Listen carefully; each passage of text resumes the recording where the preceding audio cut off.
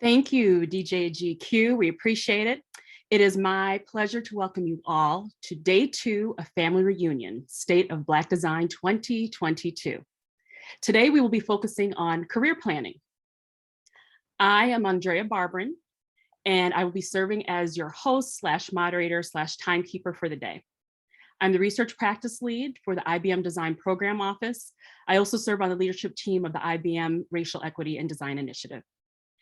Real quickly, as our speakers for the first segment prepare to come on screen, I want to give a special shout out to those of you who are here thinking about or in the process of making a career change to the field of design. This is a second career for myself, actually. I used to practice law for many years. I'm a licensed attorney. I went back to school to get a master's and doctorate in information, focusing on human-computer interaction. In case someone needs to hear this, please know that it is not too late, you are not too old, and you have plenty of time for your dreams. I'm proof that it can work out. Not always easy, but you can make it happen. So with that, let's get started with our opening session, Achieving Your Dreams, a discussion between friends. So I'm gonna hand it over now to Laci Jordan. Thank you. Hello. Can everybody hear me? No? I'm just introing myself. My name is Laci Jordan. I'm a multidisciplinary artist and creative director, originally from Huntsville, Alabama. I live in Los Angeles, and I'm an entrepreneur.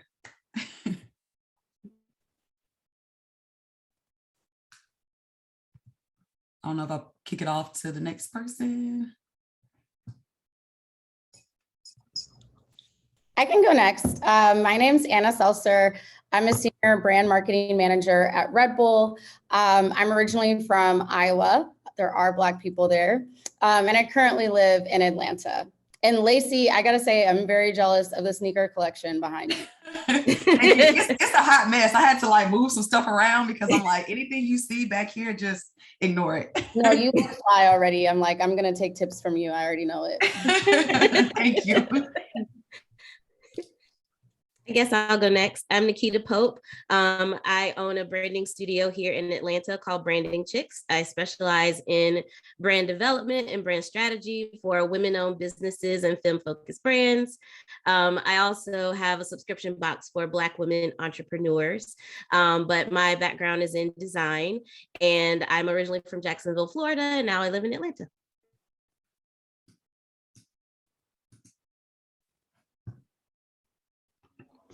I guess I will jump in next. Hi, everyone. My name is Alana Lomax, and I am the head of inclusion and diversity at Cash App. And I am based in New York City, originally from New York. I have been doing this work for a few years now, but at Cash App, we're really focused on making sure that we're providing the right environments for people to grow and be inclusive, but also being inclusive around our customer base. So excited for this conversation today. And Laci, +1 to the sneaker wall. When I saw that, I was like, I need that in my life. So y'all make me feel so much better when I tell you it is like chaos behind me. It really is. Awesome. Well, I'm Kristina Ashley Williams. I'm the founder and CEO of a company called Unpacking, and we actually do design of culture. We've taken a lot of the human-centered and community-centered design practices to implement them in creating more healthy workplaces for our organizations. I'm also seeing all the Atlanta representation, and that's lit. I just moved out here. I miss the South so much.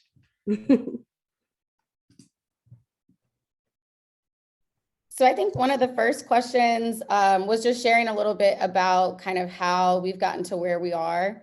Does anybody want to start? Oh, I mean, if no one wants to go, I'll go, but I feel like I'm long-winded. Go ahead, girl. We want to hear you. Let's go. I know. Let us know. Okay, I'll give the brief story. So I mentioned I'm from Alabama. I went to the University of Alabama. Education-wise, I actually started off in criminal justice because I'm sure like most of us, because this is a very Black family that we're in right now, everybody is like, go to school for something that's, you know, going to pay the bills and be reliable. So I was going to go be a lawyer. So I went to Alabama, did criminal justice, and actually ended up discovering design to an extent through taking an elective class because I found out I was graduating early, unbeknownst to me. And I needed to take something to like fill an elective. And so I pretty much fell in love with it. And from there, decided to go back to school for design and to explore that, which was sort of a mix of desperation and also curiosity because I didn't know what I was going to do graduating early. So I was kind of like, let me go back to school. But from there, I fell in love and ended up in a course of different internships, which ended up landing me in LA with an internship with Disney. And since then, I worked at Disney as a graphic designer, then ABC also as a graphic designer. And then I went to creative artist agency where I sort of worked in like this multidisciplinary role. And then I was fed up and was ready to go and explore something different. And I've been in entrepreneurship since 2018. So that's like the Cliff Notes version of how I got here. I guess I'll go next. So my experience is an unusual one, I think, based on what I talked to a lot of people about. I was always involved in art. And then right before I graduated high school, I discovered graphic design. I was about 5 seconds from being an architecture major. My buildings would have been beautiful. They probably all would have fallen down because I hate math. But I found design and was like, oh yeah, that's where I'm supposed to be. Got it. So I majored in design at Hampton University. And then I love my experience there, but for some of the jobs that I really wanted, I felt like I just needed more experience, more in my portfolio. So I went to portfolio school. I went to Portfolio Center here in Atlanta, which is now Miami Ad School. And from there, I kind of worked in a bunch of different places. I was in advertising agencies and design agencies as a designer, an art director, eventually in-house as a creative director. And about 10 years ago, I founded Branding Chicks. Similar to Laci, you know, sometimes you get to that point where you're just like, yeah, this is not doing it for me. I'm ready to go. I've been looking for another job as a creative director. I had a creative director role, but I was ready to leave there and I had been looking for 2 years and I just couldn't find anything that was really a good fit. But I was also kind of miserable. So I decided to take the leap with very little preparation and started Branding Chicks. And that was 10 years ago. So it's been a slow but steady pace for that period of time. But it's been an amazing journey as an entrepreneur and being able to work with people all over the place. I started teaching about 13 years ago as well. So I'm a professor as well. And so for me, between the two businesses and being a teacher, like all of it's all wrapped up in there together. So, you know, it's kind of the never ending cycle of design and art, marketing and advertising being part of my life. But I love it. So, you know, it helps me to have so many of those things intertwined and for them all to kind of feed each other. But yeah, it's been an interesting journey. So that's the Cliff Notes. Laci, your story reminded me a lot of my own. I also, you know, was given instruction that if I went to college, I needed to focus on something that translated directly to a job. My parents were like, you're not going to be a business major or a comms major. Like, how do you get a job after that? So I actually went the engineering route. So I had a meandering path. I liked what I was learning, didn't love like the work environment. And so I went into sales after undergrad in like the automation industry. Didn't love sales, but I learned a lot and kind of got some exposure to the marketing world in that role, working so closely with that team, and decided I was going to go back to business school and like learn more about this marketing thing. And I was tired of talking about like circuit breakers to people. And I wanted to talk about things that like people actually cared about. So that's when I made my shift into brand marketing. So I'm not a designer, but I work with designers. So I worked on brands like Gushers, Nature Valley, not as design forward, but then brands like Smart Water or Ollie, which are definitely more design forward. And I now lead brand marketing in the Deep South region at Red Bull, which has been pretty dope so far. Fun stuff. Awesome. Laci, I'm so interested in your transition too, and Anna, like the transition of the corporate structure and then jumping into entrepreneurship and what that looks like as far as like projects you get to play with, but also how's that change your revenue stream? So we're gonna dive into that after. Yes. Yeah. Options, It's right? different. It's different, yeah. We got channels. So I want to remember to like loop back to that after I share a little bit. So I actually came from a background in education. Like I worked with social science and worked in teaching, and one day I woke up living in the Bay Area, looked around, was like, I don't know if this broke teacher thing is going to keep working for me, but I see all these techies coming in here living their best life. And so my whole trajectory was, I'm going to be a professor. That's all I ever wanted to do since I was in kindergarten. Like, I can't wait to be Dr. Kristina Williams. And I was actually in a doctorate program, quit that shit, quit my job, had no plan, and just like threw my my name in the hat. And I ended up going back to school at USC, where I had my first master's in teaching, and now I got a second master's in integrated design, technology, and business. And what was cool about that program was it kind of exposed us to a little design, a little engineering, and business components. And I learned I am definitely not a coder. That is not my ministry, okay?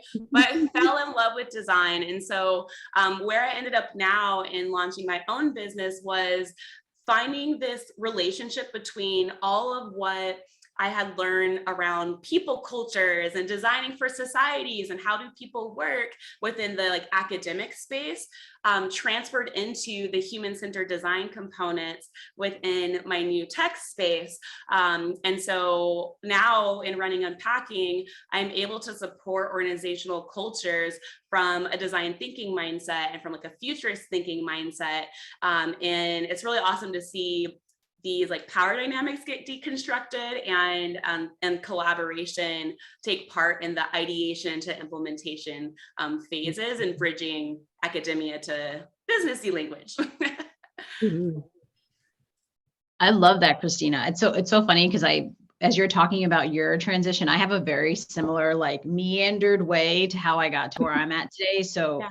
I wasn't always in the inclusion and diversity space. I actually started off as pre-med in college and was like applying for medical school, going on interviews. I took my MCATs and my in-between year after graduating from college, I did AmeriCorps for 2 years and worked at a nonprofit that provided services for the homeless of New York, people with a history of mental illness and incarceration. And it was one of the best jobs I ever had. And that was my introduction to public policy and like community organizing. And I was like, I don't think I want to be a doctor anymore, but I still love healthcare.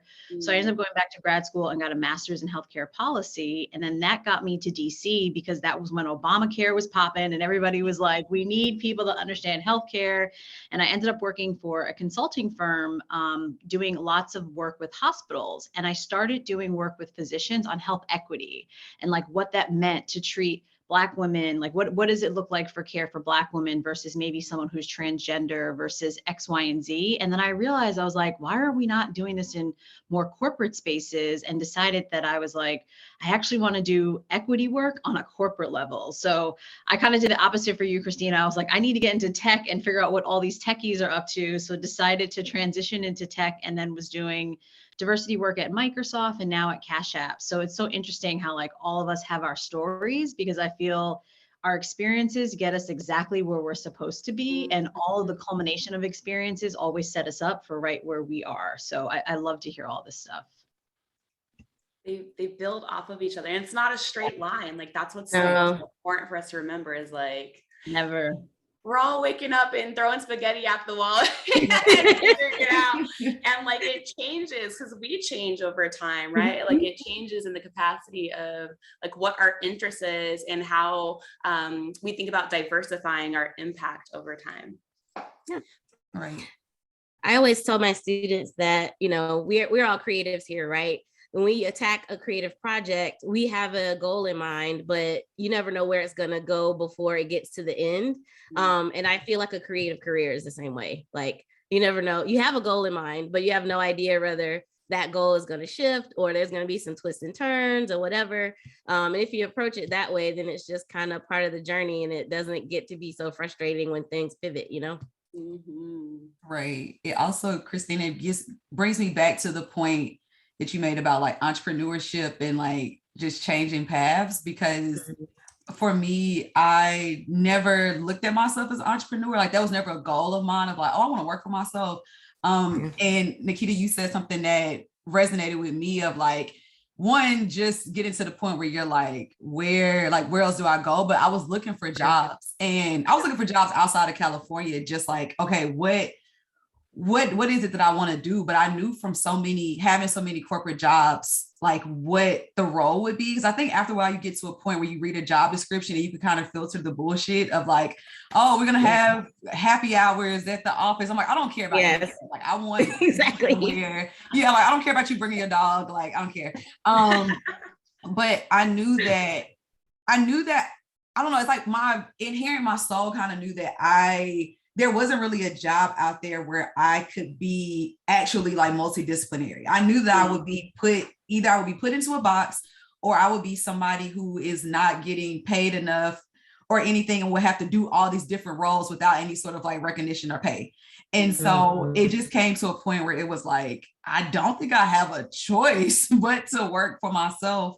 And it was very, very risky because I didn't necessarily plan anything. I kind of just was like, yo, if I get a certain amount of money in savings, which at that point I was not good at saving money. I wasn't like a responsible person, so to say, in that sense. I was kind of just living life.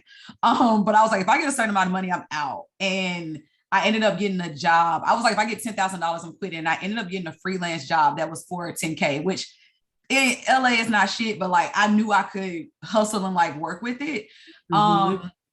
And that's essentially what led me to quitting. And then to your other point about what does like the jobs and stuff look like for me, I can't believe, and I still have a lot of love for corporate. I think there's a way to finesse it no matter what stage you're in, but I can't believe how much, one, money it was to be made, and two, different type of projects exist outside of being in that structure, just like as an independent artist. And I'm still very wowed every day when certain things come across my plate of like, wait, I could do what? Like I could design some ice cream. Like what are we doing? And so I think, I forgot which one of y'all just said this, but like you're kind of just throwing stuff at the wall and seeing what sticks. And you're also realizing by doing that, how many opportunities come from you just exploring and like creative. But yeah, girl, the money is different. Oh, it's different.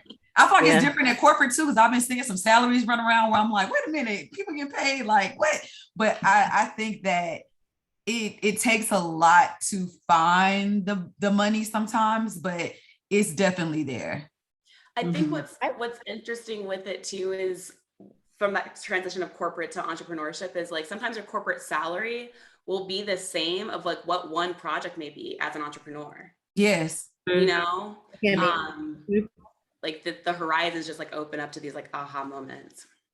I love that. Can you guys, go ahead. Sorry, Laci, what were you gonna say? No, I was just agreeing. Well, I am so inspired by this because I actually have a dream to eventually go on my own and become an entrepreneur and do my own thing. And I think I've been in corporate for over 10 years. And as you ladies know, like there are some days where you're just like, okay, I'm not sure how much longer I want to do this or I can. And I would love to hear from like even you, Kristina and Nakita, like what was your tipping point where you guys were just like, okay, like Laci said, she was like, my goal was 10K, the 10K came in a project and then I was out. Cause like there are moments where I'm like ready to put my foot in the water, but I also know it's really scary and it's hard because like you don't eat if you don't catch, right? That's all my friends say, who are entrepreneurs. Right. Yep. No, it's absolutely true. And I think, I have entrepreneur friends who, had a 5-year plan and they saved their money and they put all the ducks in the row. And I have friends who are in the middle. And then, for me, honestly, like I said, I've been looking for another job for 2 years. Like that job worked for me for a while, but at a point I was just frustrated. I was overworked. I was underpaid. I was doing too many people's jobs, and I wasn't learning anything else. And that's for me, you know, I'm an educator, but also a lifetime learner. Like if I move to something new, it's because I can learn something there. And I wasn't learning anything, so I wasn't happy. And I had been trying to get out, but I couldn't find anything that was a good fit. And I was determined not to move unless it was a good fit. But when I realized it and really thought about it, the next good fit for me was to make my own thing. And so because I had been looking for 2 years, I was like, I'm not going to prolong this any longer. I called all my freelance clients. I had, you know, I would take a project, maybe like 3 or 4 projects a year. Like it wasn't a big group of freelance clients necessarily, but I always had clients outside of my full-time job, just because it helped me round out my portfolio, or I wanted to go on vacation, or like whatever it was. I always took projects, right? So I had a few people, you know, in my back pocket. I called those people, and I might have had $5,000 in the bank, maybe. And I was like, well, I got a couple of months to figure it out. Here we go. Right. So I'm not going to say it was easy, and it's probably not the best way to do it, but I definitely built this parachute on the way down. Yes. Yeah. And I think, you know, so much of it was just deciding that I really wanted to do this, and I wanted to make a go of it, and to give all of my energy to it full time. Like, because even with those freelance clients, I had never done that. I had never spent all of my time on me, you know what I mean? And I think that was the turning point, is, you know, being able to put all of my creative energy, all my ideas, all my thoughts into building something of my own. And I realized just how much of a difference that could make, because it wasn't part-time anymore. And you're right, you only eat what you kill. So, you know, in the beginning, it was very much like, you know, calling everybody, you know, and also just letting people know that I was building this thing. And, you know, when I look back on it, that was probably the best thing that I did. You know, as creatives, I think a lot of times we tend to hold things really close to the vest, and we don't want people to see it until it's completely done and all polished and pretty. And I went against what I normally would do and did the opposite. And I told everybody, like, look, this is what I'm trying to build. I ain't really got no plan. I'm just trying to, you know, live. And things started coming out of the woodworks, because they were like, oh, well, I know somebody who needs this, and you might need to talk to this person, you know. So that was a lesson for me, that sometimes you have to be vocal about what your dream is, and not like hold it so close that you feel like it has to be fully cooked before you put it out there. That's real. Yeah. So this is the second day in a row that I'm hearing that message around not holding like your visions like close, and share that shit. Yeah. So okay, I see you, I hear you. Thank you, universe. All right. Noted.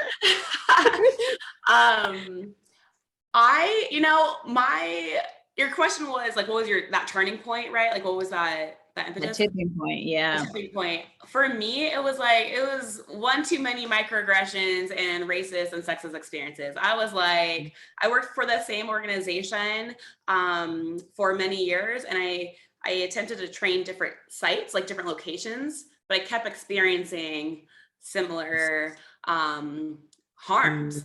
And I just found entrepreneurship to be the safest place to make a living for me. And so being able to dictate who has access to my energy, who does not have access to limit my visions, and how I want to impact the world. And then also thinking about taking the experiences that I've had and putting myself in position to then help unlearn and like retrain folk that are still in the spaces that caused me harm to do better, so that, you know, like just kind of like pay it forward for the next generation to hopefully have better experiences. But yeah, I was just like, this is not healthy anymore. I'm like, psychologically and emotionally and financially, like, you ain't paying me enough to be going through all this turmoil. Like, no, goodbye. I feel like ooh, I'm sorry. Go ahead, Alana. I like, Kristina, you said something, and I feel like I need to write this down, when you were like, entrepreneurship felt safer for you than being in certain work environments. And I feel like that's so real, because it's it's hard being in these environments. And that Yeah. will stick with me because that was a word right there. Thank you. I feel like that psychological safety is so hard to develop in corporate. And I feel like I've seen a lot of women that I know also leaving corporate for those same reasons. So I feel like that's a trend. But I like still being in corporate. I have found that there are ways to at least help with that. Like, I think there's always going to be those microaggressions, those like harm. I shouldn't say always, but I think for me, what has helped that has really been like boundaries. Like I saw someone in the chat, like, yeah, they will run you ragged. And that's true. And I think that's especially true of Black people. I feel like there's just an expectation that you can take on a lot. And I found like once I really started putting boundaries in place with my coworkers and team, that I feel like a lot of that really helped in terms of like expectations from people. And I think just finding community in your corporate space too. Like the times I've been most unhappy at work is when I didn't have, tight-knit people that I really trusted to like run things by, get feedback, get coaching. Like having somebody a few levels above you that looks like you, that's really looking out for you makes such a big difference. Yeah, I'll piggyback on that. I feel like finding community, no matter which one of these spaces you're in, makes a huge difference. When I was in agencies and in corporate and things like that, like I tried to cultivate, people within my company, people who are doing similar things in other companies. Like, it helped so much to be able to pick up the phone and get advice from someone, or even just vent to someone that knew exactly the experience you were having. And I'm very vocal about the fact that Branding Chicks would not be a thing if it weren't for the other entrepreneurs that I've been surrounded by on this journey. Like, my friends and my family, like they love me, they support me, that's fantastic. But if they've never done this, they don't know what it's like to wake up that day and be like, I'm just gonna go work at Popeyes, F it. You know what I'm saying? Like, I'm done. And so I need those people that I don't have to explain what it's like to have to chase the client or this or that or the other thing. Like, they know already. So I realized the value of that. So I've been very purposeful in my career about building those communities for myself. For everything that I'm doing, whether I was in corporate or whether I was an entrepreneur. I have all my professors of color on on the Slack channel or something so that I could get to them as well, because we are also far and few between. And it just helps to have somebody, know your experience and be in the middle of it while you are, because you can't always get the same thing from other people. And I will say the flip side of that is that I try to have people on my team that are also completely different than I am. I have, some white males that I call to for advice because I want to know how they would handle this. Like, it helps me to have a very well-rounded view of, what's going on out there and how many different ways people can attack a problem. And I think just being able to see all of it really helps me a lot. I think sort of the commonality between what both of you ladies said is in both situations, entrepreneurship and corporate, you have to like find your tribe. You got to find your people, and you have those people that you go to for mentorship and advice, but then you have those people that you just want to be like, yo, let me tell you what this person did today in this office.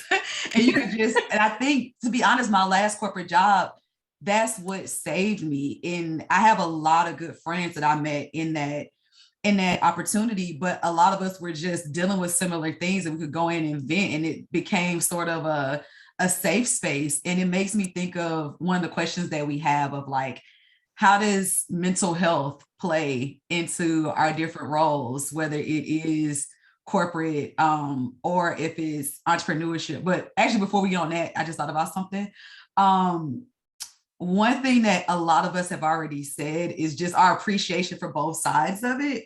And one thing that I always try to point out to friends who either have always worked for themselves and haven't worked corporate, or work corporate and like want entrepreneurship, is that there's such a value in each one. One thing that I've learned about my own journey is that I don't think I could have done entrepreneurship if I didn't work corporate first, because I feel like it's so many things that you take from that experience. Yeah. Whether it's learning how to communicate with people, whether it's learning how to deal with crazy personalities, whether it's like time schedule, like just things that probably to us seem so regular. I'll talk to friends who have never really worked a standard corporate job, and they're like, like email etiquette, Zoom etiquette, like all these different things. And so for people listening who sort of are romanticizing entrepreneurship, it's just know that you have so many strengths in working in corporate. Because I do think we also live in a world right now where it's kind of like, if you don't work for yourself, then what are you doing type of thing. But it's so much weight, which I'm telling you, I'm good for a corporate check. It's so much weight in being in those environments and the things that you learn and take away and the strength that it gives you, especially for like Black people, in particular Black women. I think it gives a certain amount of just strength and confidence that you can't get from anywhere else. So just want to put that out there too. I really agree. And I want to go back to your comment on mental health. I think as a Black woman, and it may just be a me thing, but I feel like I have a tendency to take on, like I can do this. And I don't want to ever say no to anything. And I think I had a mentor, and I feel like my mental health really suffered because of that. Like I wasn't taking care of myself, like my work really came first, and I just didn't have this balance. And I had a mentor one time that told me, you know, like, think of it as like you're juggling, your job is always going to keep adding balls to that like juggling list. They're not going to take things away for you. And she was like, sometimes you need to let things drop and see what happens. Like my therapist will be quick to tell me, like, you give 160% all the time, you can just give 100%. Or probably like you can give 80%. Your 80% is probably better than like most people's like 100. Right. So I think like we just have a tendency to overwork ourselves when we don't have to do that. And I feel like there's the need that, oh, I need to prove myself. But like we belong there and we don't need to kill ourselves to like maintain that space. So I feel like things for me, like I've started just, you know, turning my laptop off at 5, making sure that I work out. Like if there's something that I've personally scheduled, like I will block my calendar and I'll say no to things so I can like make sure it happens. So I just feel like once you give yourself permission to like do those things, you can start to open yourself up to just having the space that you need to take care of yourself. Yeah. Plus one, Anna. The conversation around mental health and like how it looks different on either side, on the corporate space and on the entrepreneur, or compared to the entrepreneurship space. Within the entrepreneurship space, it's all on you, right? Like was said earlier, if you want to eat, you have to be the person that kills the food. But what happens if you don't have a big team to support you and you're sick one day, or you have a family emergency that comes up and like there's not any capacity to actually like execute what needs to get done for the business. Can we talk a little bit about like those sorts of stressors and ways that we navigate? Because there's like the black tax that happens at work, but then there's also, but then like outside of in the entrepreneurship space, it's the what would be the equivalent of that? It's like the weight of the world tax, I guess. Yeah, for sure. It's like it's only you. Yeah, you're all depending on you if you have a team or whatever. I still struggle with that. I mean, I think, you know, so often if all of the pressure, one of the things I will say about entrepreneurship is that the benefit is that it's all on you, because that means that you can create whatever you want. You can make it look however you want. The flip side of that is that it's all on you. So if it doesn't happen, it's probably your fault. You know what I'm saying? So I think there is a lot of that. And I think probably for the first like 6 or 7 years of running my business, it was just all that, because I was in survival mode. I was just trying to make it work, trying to, you know, and I wasn't even at a place where I was like trying to grow. I was just trying to keep my head above water, you know? And I think, you know, that required a lot of time, a lot of effort, a lot of mental anguish, a lot of ups and downs, a lot of sacrifices, you know, like, you know, it looked different. And, you know, I think the additional pressure that comes in there is that the people around you don't understand why you're doing what you're doing and why you have purposefully put yourself in this situation. Like, you could go get a job tomorrow. Like, why are you trying to figure out how to pay your mortgage? And I'm like, because that's not my goal right now. That's not my dream. Like, I'm really trying to make this work. And I'm not saying that, you know, I did it to the detriment of my survival, but I had to make some serious sacrifices in order to be able to get over the hump, to like really, you know, get to a place where I was stable and I was doing really well. And that's mentally taxing in a lot of different ways. Like, I know that I wasn't always taking care of myself. You know, I didn't say no to much things because I was still trying to build my name, my brand, all of those things. So, you know, it definitely looks different. And I think, you know, over time, I was able to find more balance and figure out how I could manage all of those things and still, you know, be even more selective about the things that I took on and the things that I was a part of. And I think all that hustle got me here. Like, I think a lot of it was necessary, but I'm very aware of the tax that I paid in the process, you know? So it's definitely a balance. And I think, you know, that's sometimes the things that people don't talk about, you know, because it looks good on the outside, but, you know, there's some struggle underneath that sometimes. There's 2 points I want to make from that. One is there's an experience of entrepreneurship where you're completely isolated from the rest of the world, meaning you're not seeing your friends, you're not seeing your family. It's the sacrifice. I always call it my cave. Like, you're in your cave, right, for like weeks on, months on straight, and not everyone like understands like that level of sacrifice, but the dedication that you're putting into something. But what also happens with that is this experience of anxiety and depression that also shows up from the isolation. And an offshoot from that anxiety and depression also comes from giving yourself time to rest. There's a feeling of guilt that comes up. And I think that's something we don't always have a conversation about. Like, when you tell yourself, okay, I need half a day, or I need to take this day off, you'll be off, but you're thinking about all the things you need to do. And you're like stressing about all the things you're falling behind on. And anyone want to add on to that? Oh yeah, I feel like you've been, oh wait, go ahead. I think you hit the nail on the head, because I think I hear everyone talking about balance. And I think one of the things that, whether you're an entrepreneur or in corporate, like, people, companies, things will take all the energy you give them, right? Like, no, like Anna's talking about going 160. Her boss is never going to be like, Anna, go 100. Like, Anna's going to keep going. And unfortunately, for many of us, the reward for good work is more work, right? And I think one of the things that I have had to learn in my career, and I have this this concept, I call it like, we are corporate athletes, but I feel like it applies to everybody. When we think about professional athletes, like, they are individuals who have off seasons and on seasons, right? They go hard for their season, and then they have a rest period where they're doing whatever, refilling their cup. And I feel like we have to start thinking about our lives that way too. And how do we build in those rests? Because we have to work, and we're working 365, or like, I don't have the ability to take 4 months off a year and just like be on a beach somewhere. But there are things that I've had to build into my life to help with the balance. So it's like, telling myself once a quarter, you're going to take a long weekend, or like planning a vacation 6 months in advance, so there's something to look forward to. Because I think the balance, if we don't, we'll just burn ourselves. And I think especially as women of color, the Black tax, the expectations, that the cape that we all wear, that everyone expects us to wear all the time, will have us be running ragged. And at the end of the day, if our cup's not filled, we can't pour into anybody. So really being thoughtful about what that looks like and how that shows up for each of us. As everyone else answers, I want to tell the audience, please feel free to add your questions in the chat for our wrap up. I feel like you ladies have been in my therapy sessions for the last year, because I was over here like, oh my God, this is my life.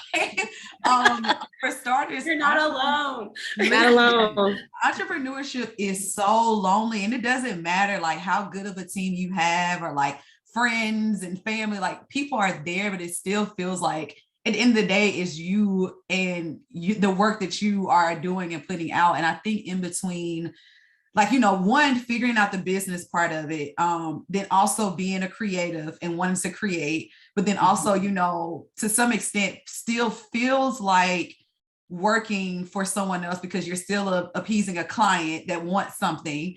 And then also carving out time in your life to just explore and create, because recently I have to keep taking myself back to like younger Laci. I'm like, okay, when you were interning, you were doing all these different things. You were working 9 to 5, and you were doing all these different things on the side to sort of explore my creativity and just make things, which essentially those things are what launched the next phase of my career. So I constantly have to like take myself back there. I'm like, okay, girl, you getting in your bag and you're doing stuff, but you have to keep that curiosity, because that's also great for my mental health. If I'm not actually being creative and I'm just servicing clients, I could have just stayed in my 9 to 5. Like, that is great, and I'm very appreciative for it, but like it's not fulfilling. Like I want to explore. And so when you're dealing with all those things, it can be very isolating, because to the outside, people are like, oh, you're doing all this cool stuff and blah, blah. But it's like, yes, but I am working majority of the time. And even if I take a vacation,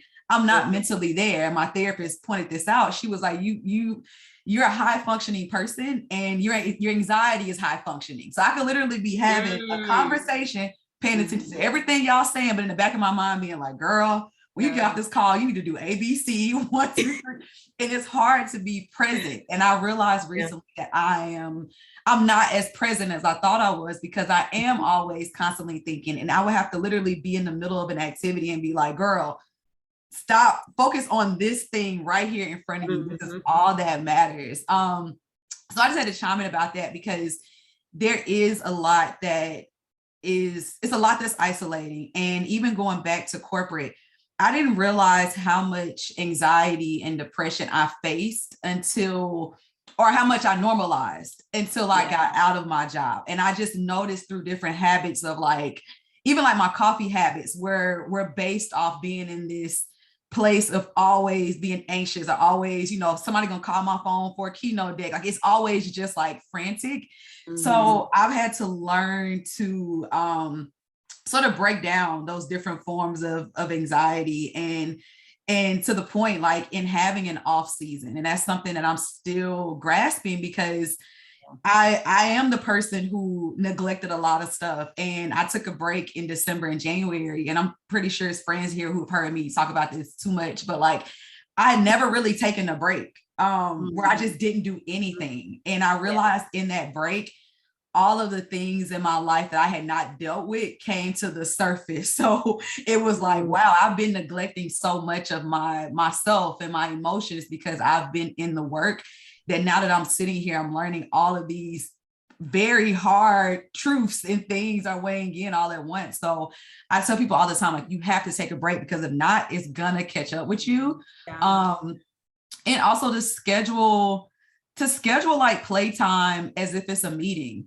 and be firm about that, just the same way you're firm about the meetings you go to. Like I made a goal for this year that I'm going to start saying yes to more social things, because a lot of times I'll just say no because I know it's something else I probably should be doing, but I'm also not fulfilled with just staying at my desk and doing work. So I literally would have it in my calendar of like, you're going to this event, you're saying yes to this. Every month I'm taking some sort of staycation, vacation, somethingcation, whether it's for a day or for a couple of hours, but I'm prioritizing myself, because if I'm not healthy, then I can't create anything. And what is that going to do for anybody? And I really quickly, because Laci, you've talked about your therapist. I think Anna said it. I have a therapist as well. And I'm sure everyone else on the call has. I love how we're talking about therapy too, and just normalizing it. And it's not a stigma or a bad thing. Because like, I'm on the phone with my therapist. I'm like, girl, let me tell you what happened at work. And we're like talking about a culturally competent therapist. Yeah, that is culturally competent therapist. Yes. But I love that we are having this as part of the conversation, because I don't think we're talking about this enough, and people are they are not talking openly about having those support systems. I have a tattoo right here that says Diseña tu vida, which means design your life. Let me fix my camera. But essentially, design your life, right? We design everything else around our world, around our work. Like, it's our life. We can design joy and relaxation and rejuvenation into it just as much of a priority as everything else. All right, let me go into the chat really quick and see what other questions popped up that were interesting for Kristina, maybe just one question real quickly to wrap it up. Yeah, because we have about a minute left. Let's see. Is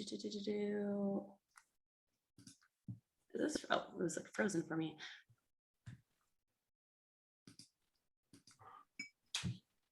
Okay, here we go. What were some key moments in your experiences that indicated that it was time for you to pull back and take that rest?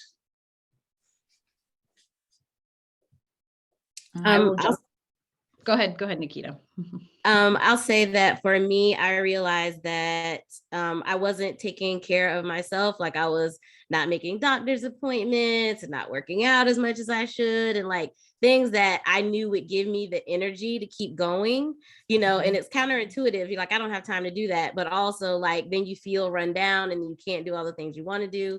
Like that was a big thing for me. But also I realized like, and that's one of the reasons that I enjoy teaching is because I see myself in my students, and hopefully it's the other way around as well.